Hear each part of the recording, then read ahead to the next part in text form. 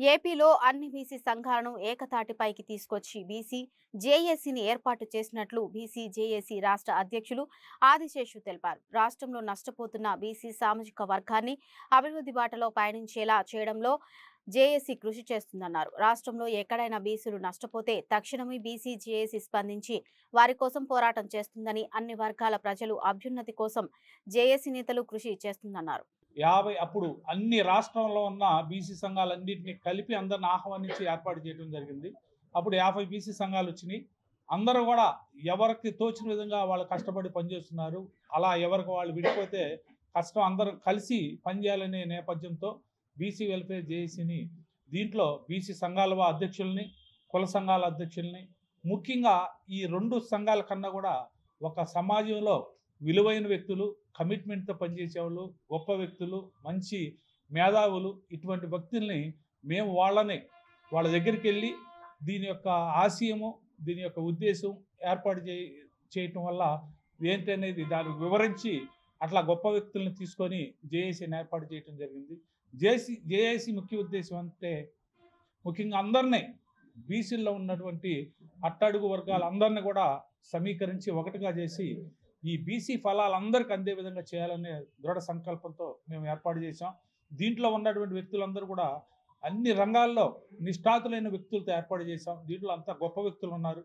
వాళ్ళ ఆశయం ఒకటే, సమాజంలో అణగారిపోతున్న వర్గాల వారి కోసం ఎంతో కొంత కృషి చేసి వాళ్ళని అన్ని విధాలుగా ముందుకు తీసుకెళ్లాలనే వెళ్తున్నాం.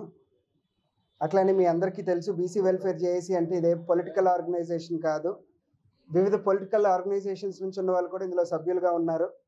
దీని ముఖ్య ఉద్దేశం ఏంటంటే అట్టడుగునున్న బీసీ వర్గాలు కొన్ని, వీళ్ళందరినీ అప్లిఫ్ట్మెంటే దీని మెయిన్ మోటోగా ముందుకెళ్తూ, అట్లానే చాలా సేవా కార్యక్రమాలు అయితే ఆదిశేష్ గారు స్టార్ట్ చేసిన దగ్గర నుంచి సుమారు 20-25 ఏళ్ళ నుంచి ఈ సంఘాలతో పనిచేస్తూ, అట్లానే ఇండివిజువల్గా న్యాయం జరగట్లేదని ఇండివిజువల్గా మనం ఒక జేఏసీ ఫామ్ చేయాలని 2019లో ఫామ్ చేయడం, మరి దానికి అనేక మంది మేధావులు కానివ్వండి, అట్లానే వృత్తులు అందరూ అన్ని వృత్తుల్ని సమానంగా తీసుకొని వచ్చి, అంటే ఒక లాయర్లు కానివ్వండి, డాక్టర్లు కానివ్వండి, సైంటిస్టులు కానివ్వండి, అనేక మంది పద్మశ్రీ గ్రహీతలు ఇందులో ఉన్నారు. అట్లానే ఆనందయ్య గారు మీ అందరికీ పరిచయం అక్కర్లేదు, అందరికీ సుపరిచితులు. కోవిడ్ టైంలో మరి ఎంత సేవ చేశారో, ఆనందయ్య గారు మెడిసిన్ ఎంతమందికి ఉపయోగపడిందో మీ అందరికీ తెలుసు. అట్లాంటి నిష్ణాతులందరినీ ఒక ప్లాట్ఫామ్ మీదకి తీసుకొచ్చి వీళ్ళందరికీ నాయకత్వం అప్పచెప్తూ, ఎందుకంటే కేవలం రాజకీయాలంటే రాజకీయాల్లో మనందరికీ తెలుసు జన సమీకరణలు కానివ్వండి, ఖర్చుతో కూడిన పనులు ఇవన్నీ.